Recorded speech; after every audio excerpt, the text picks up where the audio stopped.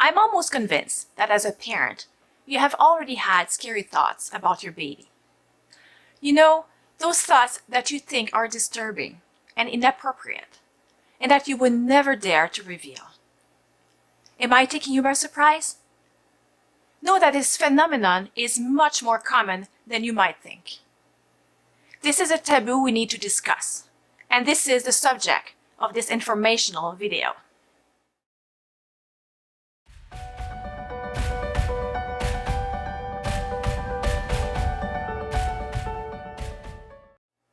Consider this story.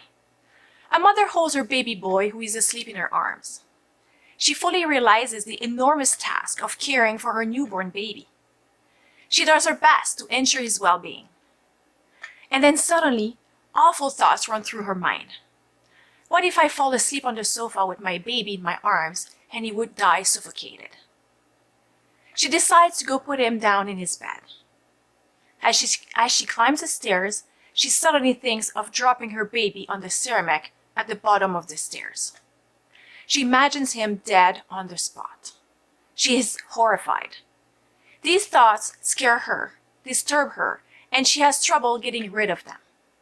She feels bad and guilty for having such abominable thoughts.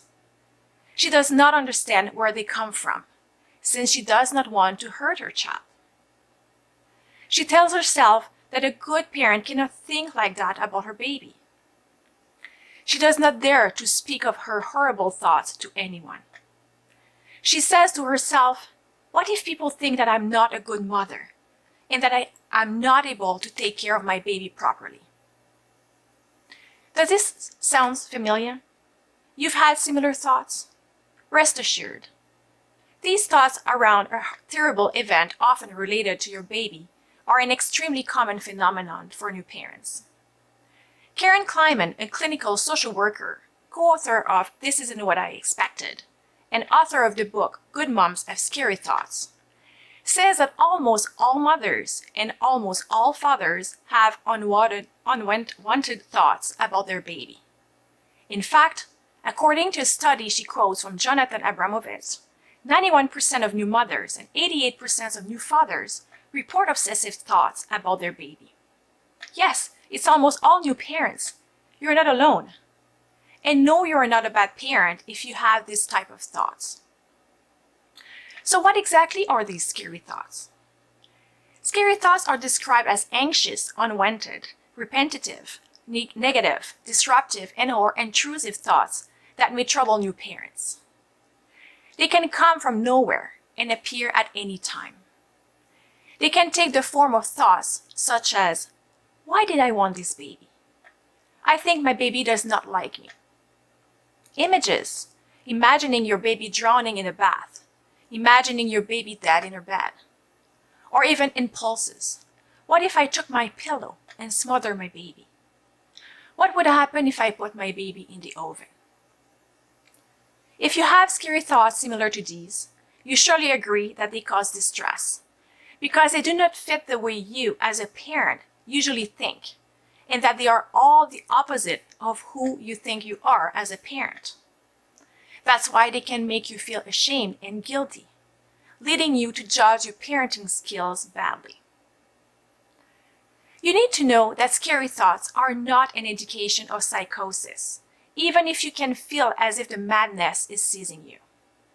Indeed, since these thoughts are associated with a high level of distress and they scare you, it means that they are caused by anxiety and are not psychotic thoughts. As a result, you will not take action. Indeed, your thoughts are not associated with actions that cause you to hurt your baby. On the contrary, you feel more than ever that you must protect your child. Your anxiety about your thoughts is a good sign that they are not psychotic and that you are aware of the difference between right and wrong. But where do these scary thoughts come from? Your brain as a parent is programmed to take care of your baby and take the necessary steps to keep him or her safe. It is in a high state of alert since the arrival of your baby.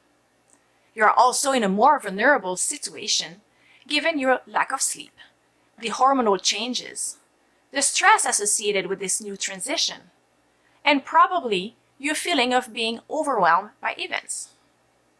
Perhaps you have a genetic predisposition to anxiety as well. All these factors can make you feel more anxious and make you more vulnerable to experiencing scary thoughts. What if you have scary thoughts and it worries you?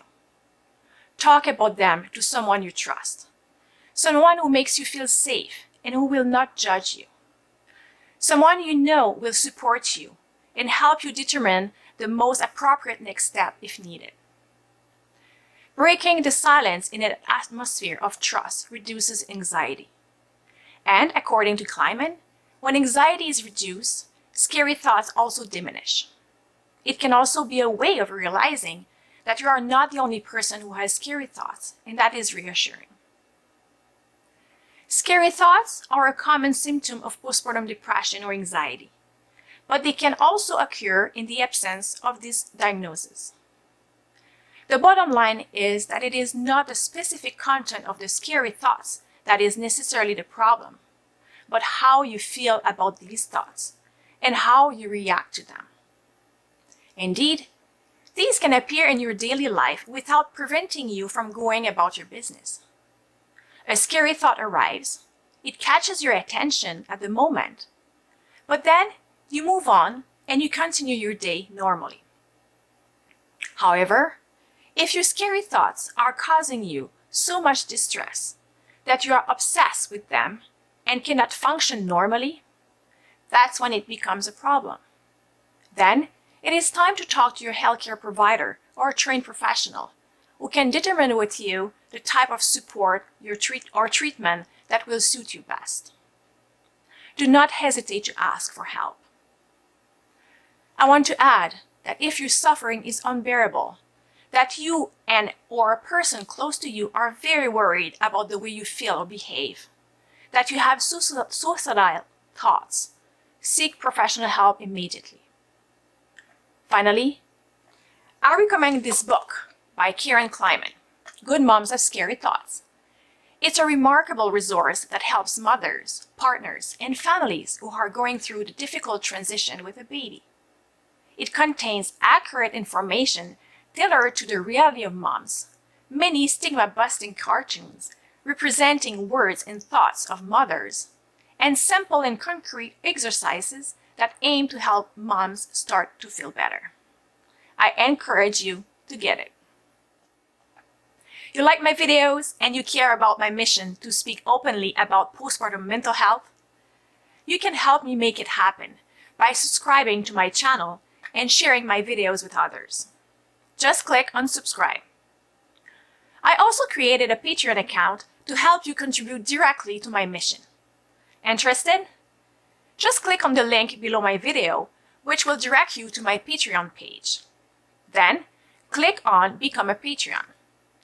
Thanks to you, I can continue to invest time and energy to produce and then present you quality videos on a regular basis. Do not forget to take a look at the benefits you can get in exchange. I thank you for your interest in my channel, and I am already grateful to you for taking the time to look at its content and share it.